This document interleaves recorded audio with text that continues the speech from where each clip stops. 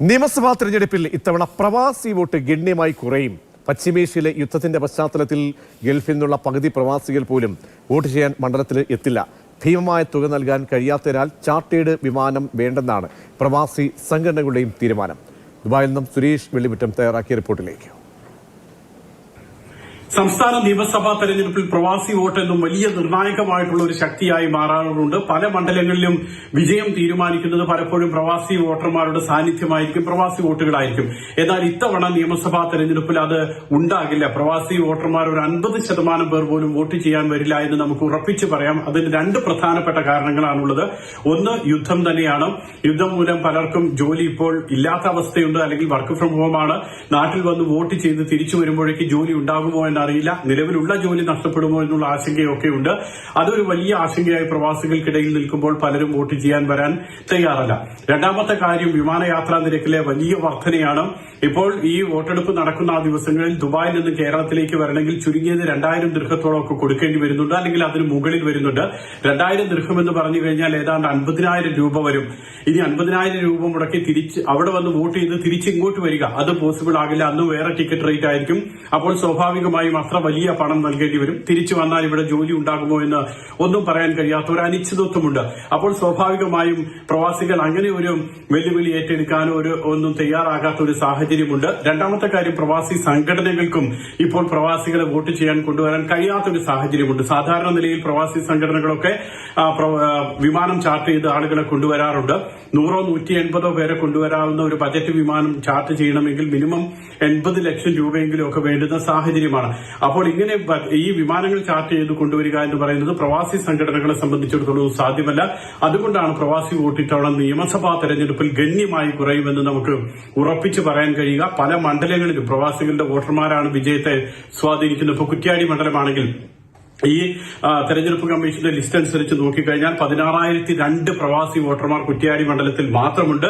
അതോടൊപ്പം തന്നെ നാദാപുരത്ത് നോക്കിക്കഴിഞ്ഞാൽ 12,424 വോട്ടർമാർ നാദാപുരത്തുമുണ്ട്. ഏതാണ്ട് വടക്കൻ മേഖല നമ്മൾ നോക്കിക്കഴിഞ്ഞാൽ 27 മണ്ഡലങ്ങളിൽ, വടക്കൻ മേഖലയിലെ 32 മണ്ഡലങ്ങളെടുത്താൽ 27 മണ്ഡലങ്ങളിലും 1000-ലധികം പ്രവാസി വോട്ടർമാരുണ്ട്. സംസ്ഥാനത്ത് ആകെ നോക്കിക്കഴിഞ്ഞാൽ ഏതാണ്ട് 47ഓളം മണ്ഡലങ്ങളിൽ 1000-ലധികം പ്രവാസി വോട്ടർമാരുണ്ട്.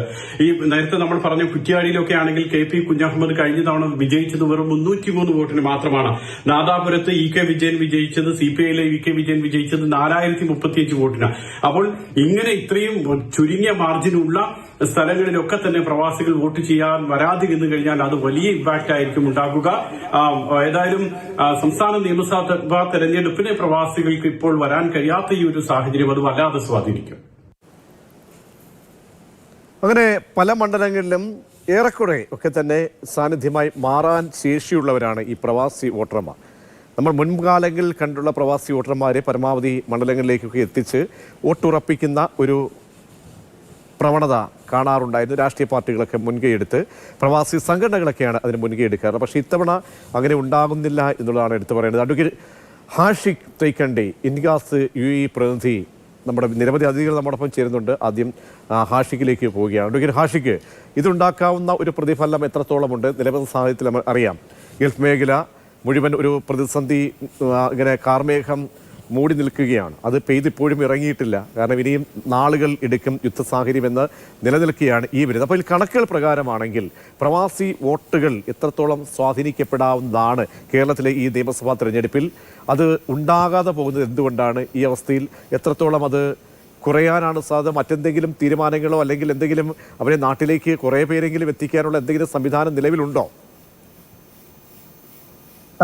തീർച്ചയായിട്ടും ഒരു തിരഞ്ഞെടുപ്പ് എന്ന് പറയുമ്പോൾ ഏതൊരു ഇന്ത്യക്കാരന്റെയും അവന്റെ അവകാശം അല്ലെങ്കിൽ വോട്ടവകാശം വിനിയോഗിക്കാനുള്ള ഒരു മാർഗമാണ്. അതുകൊണ്ട് തന്നെ പ്രവാസി വോട്ടവകാശം എന്ന് പറയുന്നത് വിദേശത്തുള്ള വളരെ ചുരുക്കം ആളുകൾ മാത്രമാണ് വോട്ടേഴ്സ് ലിസ്റ്റില് പീപ്പിൾസ് റെപ്രസെന്റേറ്റീവ് ആക്ട് 2010 അമെന്റ്മെന്റ് പ്രകാരം വന്നിട്ടുള്ളൂ.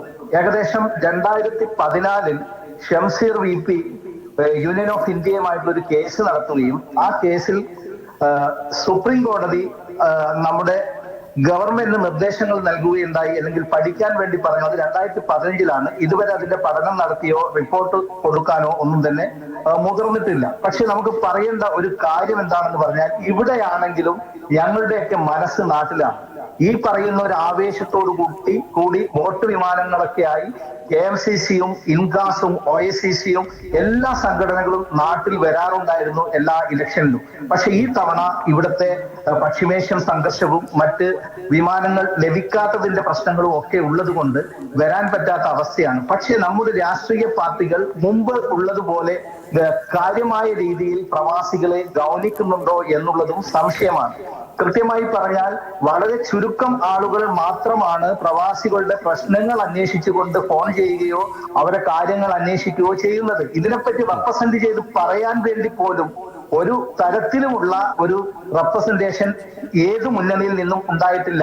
ഞങ്ങൾ ഇവിടെ ഒരു സൂം മീറ്റിംഗ് വിളിച്ച് ഇവിടെ ഞങ്ങളുടെ ആവേശം പ്രകടിപ്പിക്കുമ്പോൾ കാൻഡിഡേറ്റ് വരുന്നു, അവർ ആശംസ പറയുന്നു, സാമ്പത്തിക നട്ടെല്ലാണ് പ്രവാസികൾ എന്ന് പറയുമ്പോഴും ഏത് ഭരണപക്ഷമായാലും പ്രതിപക്ഷമായാലും വേണ്ടത്ര ഗൗരവത്തോടുകൂടി ഈ കാര്യങ്ങൾ ചെയ്തിട്ടില്ല. ഒരു പക്ഷേ പ്രവാസികൾ വോട്ട് ചെയ്യുകയാണെങ്കിൽ ഇപ്പോൾ നേരത്തെ പറഞ്ഞതുപോലെ കുറ്റ്യാടിയിൽ 16,002 വോട്ടുകളാണ് പ്രവാസികൾ രജിസ്റ്റർ ചെയ്തിട്ടുള്ളത്.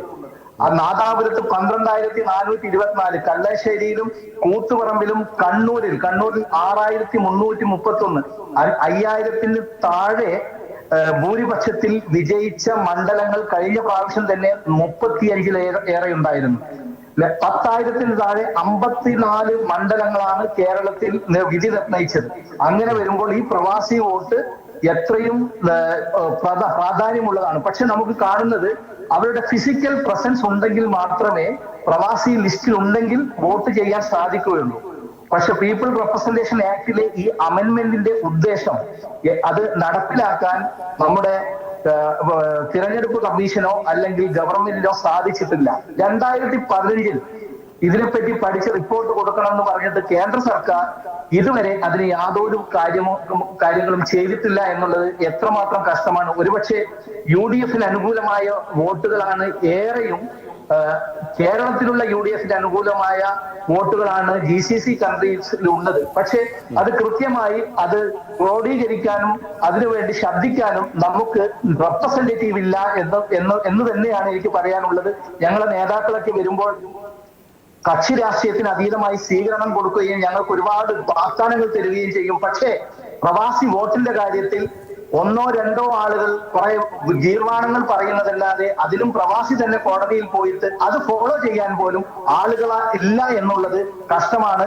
ഞങ്ങളുടെ വികാരം, ഞങ്ങളുടെ ആവേശം അത് വേണ്ട രീതിയിൽ രാഷ്ട്രീയ പാർട്ടികൾ മനസ്സിലാക്കുന്നില്ല എന്നാണ് തോന്നുന്നത്. ശരി, ഞാൻ മടങ്ങിയെത്താം അങ്ങയിലേക്ക്. CK ഷാക്കിർ, യൂത്ത് ലീഗിന്റെ ദേശീയ സെക്രട്ടറി കൂടി നമ്മളൊപ്പം ചേരുകയാണ്. CK ഷാക്കിർ, മലബാർ മേഖലയിൽ ഏറ്റവും കൂടുതൽ പ്രവാസി സഹോദരങ്ങൾ ഉള്ള ഒരു നാടാണ്. അവിടെ നിന്നും നമുക്കറിയാം 47 മണ്ഡലങ്ങളിൽ 1000-ലധികം പ്രവാസികൾ അവിടെ വോട്ടുകൾ നിർണായകമാണ് എന്ന് പറയുമ്പോൾ അത് വലിയൊരു സംഖ്യ തന്നെയാണ്. ഇപ്പോൾ ഇത്തവണ നമുക്കറിയാം ഒരാൾക്ക് അവിടെ നിന്നും നാട്ടിലേക്ക് വന്ന് ഈ തിരഞ്ഞെടുപ്പ് കാലത്ത് മടങ്ങിപ്പോകണമെങ്കിൽ 1.5 ലക്ഷം രൂപയൊക്കെ ചിലവാകുന്നതാണ്. അത് ഓൺ സൈഡ് നോക്കിക്കഴിഞ്ഞാൽ 85,000 രൂപയൊക്കെയാണ് ഈ ഫ്ലൈറ്റ് ടിക്കറ്റ് കാണിക്കുന്നത്. അപ്പോൾ അങ്ങനെ ആരും അതിന് കെൽപ്പുള്ളവർ ഉണ്ടാകണമെന്നില്ല. ആ നിലയ്ക്ക് ഇത് എത്രത്തോളം പ്രതിസന്ധിയായി മാറുന്നുണ്ട്. നേരത്തെ നമ്മോട് സംസാരിച്ച പ്രവാസി സുഹൃത്ത് പറഞ്ഞതുപോലെ തന്നെ ഇത് കൂടുതലും UDF വോട്ടുകളാണ് ഏറ്റവും കൂടുതലായിട്ട് ഈ മേഖലകളിലൊക്കെ എന്നുള്ളതാണ്. അങ്ങനെ ഒരു ആശങ്ക നിങ്ങൾക്കുണ്ടോ? ആ പ്രതീക്ഷ മങ്ങുന്ന ഒരു സാഹചര്യമുണ്ടോ? അല്ല, നമ്മുടെ യഥാർത്ഥത്തിൽ പ്രവാസി വോട്ടർമാർ എന്നുള്ള നിലയ്ക്ക് 2,23,000 പേരാണെങ്കിൽ കൂടി 35 ലക്ഷം വോട്ടർമാരുണ്ട് യഥാർത്ഥത്തിൽ. 35 ലക്ഷം മലയാളികൾ ഇപ്പോൾ വിദേശത്ത് ജോലി ചെയ്യുന്നുണ്ട് ഏകദേശം. അതിലേറെക്കുറെ ഭൂരിഭാഗം GCC-യിലാണ്. ആ GCC-യിലെ ആളുകളിൽ ബഹുഭൂരിഭാഗം മലബാറിലുള്ളവരാണ്. അപ്പോൾ അതൊക്കെ കാലങ്ങളായി അങ്ങനെ തന്നെയാണ്. പക്ഷേ ഇത്തവണ വന്നിട്ടുള്ളൊരു ഗുരുതരമായ പ്രതിസന്ധി എന്നുള്ളത് പശ്ചിമേഷ്യൻ യുദ്ധത്തിൻ്റെ ഒരു സാഹചര്യത്തിൽ പിന്നെ ആളുകൾക്ക് നാട്ടിലേക്ക് വന്ന് വോട്ട് ചെയ്യാൻ കഴിയാത്ത ഒരു അവസ്ഥയുണ്ട്. പ്രത്യേകിച്ചും ഇത്തവണ ഏപ്രിൽ 9-നാണ് തിരഞ്ഞെടുപ്പ്. നാട്ടിലെ കുട്ടികളുടെ കൂടെ പിന്നെ അവധിക്കാലം ചെലവഴിക്കാൻ വേണ്ടി നേരത്തെ തന്നെ അവധിയൊക്കെ ക്രമീകരിച്ച് വെച്ച ഒരുപാട് പ്രവാസി സുഹൃത്തുക്കൾക്കുണ്ട്. ആ സുഹൃത്തുക്കൾക്ക് വോട്ട് ചെയ്യാനും അതോടൊപ്പം തന്നെ ഈ നാട്ടിലെ മധ്യവേനവധിക്കാലത്ത് കുട്ടികളോടൊപ്പം ചെലവഴിക്കാനുമുള്ള ഒരു സാഹചര്യമാണ് ഈ വലിയ വിമാന ചാർജ് കാരണം പ്രയാസകരമായിരിക്കുന്നത്. ഇതിന് അടിയന്തരമായി ബന്ധപ്പെട്ടവർ പരിഹാരം കാണണം എന്നാണ് നമ്മുടെ MP-മാരൊക്കെ കേന്ദ്ര ഗവൺമെൻറ്റിനോടും മറ്റും ആവശ്യപ്പെട്ടിട്ടുള്ളത്. പ്രത്യേകിച്ചും രാജ്യത്തെ ജനാധിപത്യ പ്രക്രിയയിൽ ഇവരെ ഭാഗമാക്കേണ്ടതുണ്ട്. നമ്മൾ കേരളത്തിൽ തന്നെ കേരളത്തിൻ്റെ ബജറ്റിനേക്കാൾ കൂടുതൽ വലിയ വിദേശ നാണ്യം നേടിത്തരുന്ന ഒരു വിഭാഗമാണ് പ്രവാസികൾ. യഥാർത്ഥത്തിൽ നമ്മളുടെ വാർഷിക ബജറ്റിൻ്റെ 3 ഇരട്ടി കേരളത്തിലേക്ക് ഒരു വർഷം ഇവർ പണമായി ബാങ്കുകളിലേക്കും മറ്റും അയക്കുന്നുണ്ട്. അപ്പോൾ അത്തരം നമ്മൾ വളരെ ശ്രദ്ധ കൊടുക്കേണ്ട നമ്മളുടെ രാജ്യത്തിൻ്റെ ഭരണം തീരുമാനിക്കുന്ന ഒരു ഘട്ടത്തിൽ അവർക്ക് കൂടി അഭിപ്രായം പറയാനുള്ള വിനിയോഗിക്കാനുള്ള ഒരു സാഹചര്യം ഉണ്ടാക്കണം. അതിനും നമ്മുടെ നാട്ടിലെ ഗവൺമെൻറ് ഗൗരവത്തിൽ ശ്രദ്ധിക്കേണ്ടതാണ്. സാഹചര്യം ഉണ്ടാക്കിയത് നമ്മുടെ ഗവൺമെൻറ് അല്ല, പക്ഷേ ഈ സാഹചര്യത്തിൽ ഇവരെ രക്ഷപ്പെടുത്തി കൊണ്ടുവരേണ്ടത്, ഇവർക്ക് വോട്ടെടുപ്പിൽ പങ്കെടുക്കാനുള്ള ഒരു സൗകര്യമൊരുക്കേണ്ടത് നമ്മുടെ നാട്ടിലെ ഗവൺമെൻറ്റാണ്. ആ ഗവൺമെൻറ്റുകളോട് നമ്മുടെ കേരളത്തിലെ എംപിമാരും മറ്റും അത് ആവശ്യപ്പെട്ടിട്ടുണ്ട്. അവർ തയ്യാറാവുമെന്നാണ് പ്രതീക്ഷിക്കുന്നത്. മറ്റൊരു സാഹചര്യം യുദ്ധം കുറച്ചൊക്കെ സമാധാനത്തിലേക്ക് വരുന്നൊരു സാഹചര്യം കൂടി നമ്മൾ കാണുന്നുണ്ട്. ലഭിക്കുന്ന വാർത്തകൾ ശരിയാണെങ്കിൽ 2-3 ദിവസത്തിനകം സാഹചര്യം മാറുമെന്നൊക്കെ ഒരു പ്രതീക്ഷയുണ്ട്. അങ്ങനെ ആവട്ടെ എന്നാണ് നമ്മൾ പ്രാർത്ഥിക്കുന്നത്. കേരളത്തിലെ നിങ്ങൾ ചോദിച്ച പോലെ മലബാറിലെ ഏതെങ്കിലും UDFൻ്റെ സീറ്റുകളിലെ ജയപരാജയത്തെ നിലവിൽ ബാധിക്കുമെന്നുള്ള ആശങ്ക നമുക്കില്ല. പക്ഷേ ഇവർ കൂടി വന്നാൽ അത് UDFന് അനുകൂലമായി വലിയ ഭൂരിപക്ഷത്തിലേക്ക് എത്തുമെന്നുള്ളൊരു പ്രതീക്ഷയുണ്ട് എന്ന് മാത്രം.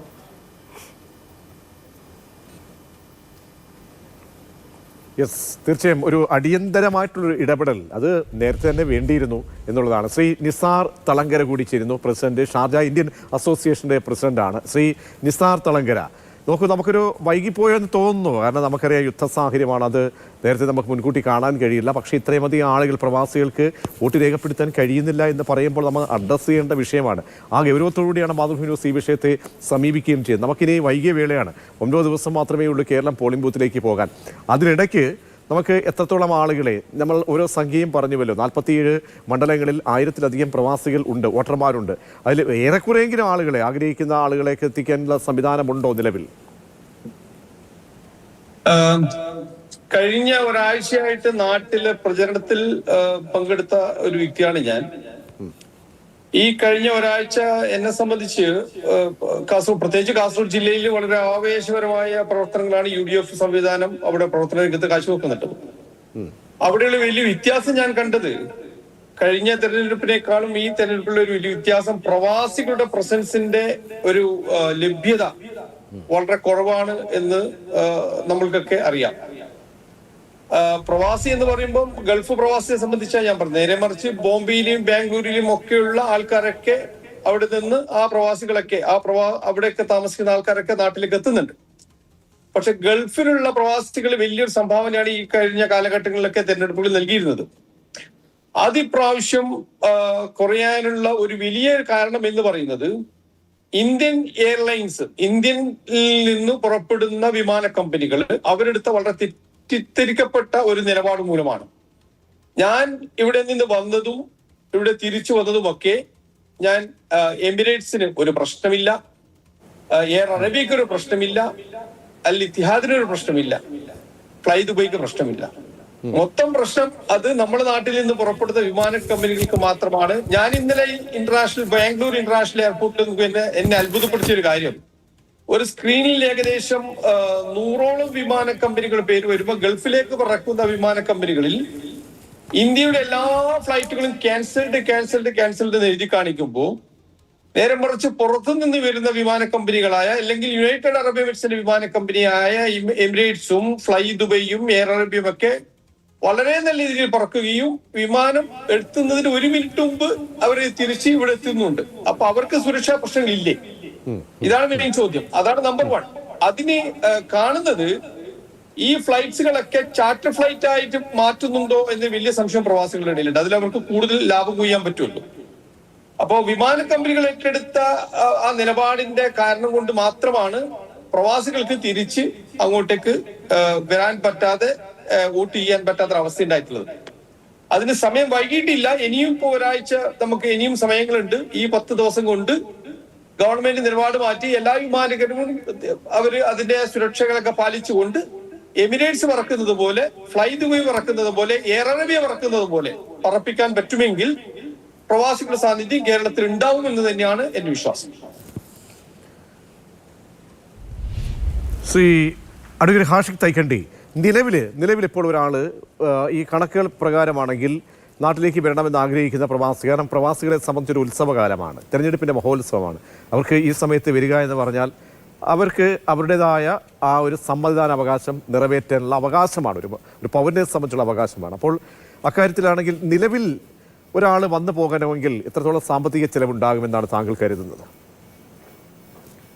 ഇന്ന് രാവിലെ പോലും ഞാൻ എങ്ങനെയെങ്കിലും നാട്ടിലെത്താൻ വേണ്ടിയിട്ടുള്ള ടിക്കറ്റ് റേറ്റ് നോക്കിയപ്പോൾ ഏകദേശം കൊച്ചിയിലേക്ക് 1800-ഉം കണ്ണൂരൊക്കെ ഉള്ള ഫ്ലൈറ്റിലാണെങ്കിൽ 2000-ന് മേലെയാണ്.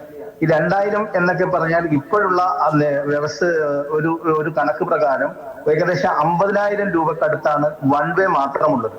അവിടെ വന്ന് തിരിച്ചിങ്ങോട്ടേക്ക് വരാനുള്ള ഫ്ലൈറ്റിന്റെ ലഭ്യതയും മറ്റുമൊക്കെ ഉള്ള ഒരു പ്രയാസം ഇവിടെ ഉണ്ട്. ഒപ്പം തന്നെ ഇവിടെ ഉള്ള ജോലിയും മറ്റും ഇവിടെ ഉണ്ടായിരിക്കുന്ന ഒരു സാമ്പത്തികമായ പ്രശ്നങ്ങളിലേക്ക് നീങ്ങുമോ എന്നുള്ള ഭയവും ഒക്കെ ആയതുകൊണ്ട് തൊഴിൽ മേഖലയിലെ ഒരു അരക്ഷിതാവസ്ഥയും കൂടിയുണ്ട്. ഇതൊക്കെ കണക്കിലാക്കിക്കൊണ്ട് പലരും വരാൻ ആഗ്രഹമുള്ള ആളുകൾ പോലും വരാൻ മടിക്കുന്ന രീതിയിലാണ് ഉള്ളത്. കാരണം അവനവന്റെ നിലനിൽപ്പിന് തന്നെ ഏത് രീതിയിലാണെന്ന് വരും ദിവസങ്ങളിലാണ് നമുക്ക് അറിയാൻ സാധിക്കുന്നത്. ഒരു ആശങ്ക കൊണ്ടോ ഭീതി കൊണ്ടോ അല്ല, ഇതിന്റെ ഒരു റിയാലിറ്റിയിലേക്ക് പറയുകയാണ്. പക്ഷെ ഇവിടെ നമുക്ക് ചെയ്യാൻ പറ്റുന്ന കാര്യം എന്താണെന്ന് ചോദിച്ചാൽ, പീപ്പിൾ റെപ്രസെന്റേഷൻ ആക്ടില് ഈ അമെന്റ്മെന്റ് 2011 വരുമ്പോൾ പ്രവാസികൾക്ക് കൂടി വോട്ടവകാശം വേണമെന്നുള്ളത് കൊണ്ടാണ് പ്രവാസികളുടെ പ്രത്യേക ലിസ്റ്റാക്കിക്കൊണ്ട് നമ്മുടെ വോട്ടർ പട്ടികയിൽ പേര് വരുന്നത്. പക്ഷേ നമുക്കറിയാം ലക്ഷക്കണക്കിന് കോടിക്കണക്കിന് ആളുകൾ വിദേശത്തുണ്ട്, പഠിക്കാനായിട്ടും തൊഴിൽപരമായിട്ടും മറ്റും പല സ്ഥലങ്ങളിലും ഉള്ളപ്പോൾ ഈ വോട്ടിങ്ങിന്റെ സാധ്യത ഇന്ന് നമുക്ക് ഡിജിറ്റൽ രീതിയിൽ അല്ലെങ്കിൽ സാങ്കേതിക വിദ്യയിലൂടെ ബയോമെട്രിക്കൽ രീതിയിലൊക്കെ ചെയ്യാവുന്ന കാര്യങ്ങൾ അതിൽ ഏറ്റവും അഗ്രഗണ്യരായ ടെക്നോളജിയിൽ അങ്ങേയറ്റം മുന്നിട്ട് നിൽക്കുന്ന ആളുകളാണ് ഇന്ത്യയിലുള്ളത്. ഈ കറൻസിയിലേക്കും മറ്റൊക്കെ തന്നെ പോകുമ്പോൾ ബയോമെട്രിക്കൽ സംവിധാനത്തിൽ ആ ഈ വോട്ടിംഗ് രീതിയിൽ കൊണ്ടുവരാൻ സാധിക്കും. പക്ഷെ അത് കേന്ദ്ര ഗവൺമെന്റോ അതല്ലെങ്കിൽ മറ്റാരൊക്കെയാണോ പ്രവാസികളെ ഭയപ്പെടുന്നത് വോട്ട് ബാങ്കായി മാറുമോ എന്നുള്ള പേടിയിലോ മറ്റോ അതിനെക്കുറിച്ച് സംസാരിക്കാൻ പോലും ആരും തയ്യാറാവുന്നില്ല എന്നുള്ളതാണ്. ഫിലിപ്പൈനിലായാലും മറ്റ് രാജ്യങ്ങളിലെ വോട്ട് നടക്കുമ്പോഴും ഇവിടുത്തെ കോൺസുലേറ്റിലും എംബസിയിലും വളരെ കൃത്യമായിട്ട് തന്നെ വോട്ട് വിദേശത്ത് നിന്ന് ചെയ്യുന്ന ഒരു അവസ്ഥയുണ്ട്. അങ്ങനെ ചെയ്യാൻ പറ്റിയെങ്കിൽ മാത്രമാണ് പീപ്പിൾ റെപ്രസെന്റേഷൻ ആക്ട് പ്രകാരമുള്ള ഈ അമെന്റ്മെന്റ് കൊണ്ട് കാര്യമുള്ളൂ. ഇത് ഫിസിക്കലി ഞങ്ങൾ അവിടെ വന്നാൽ നമുക്ക് മടങ്ങിയെത്താം. ഇപ്പോൾ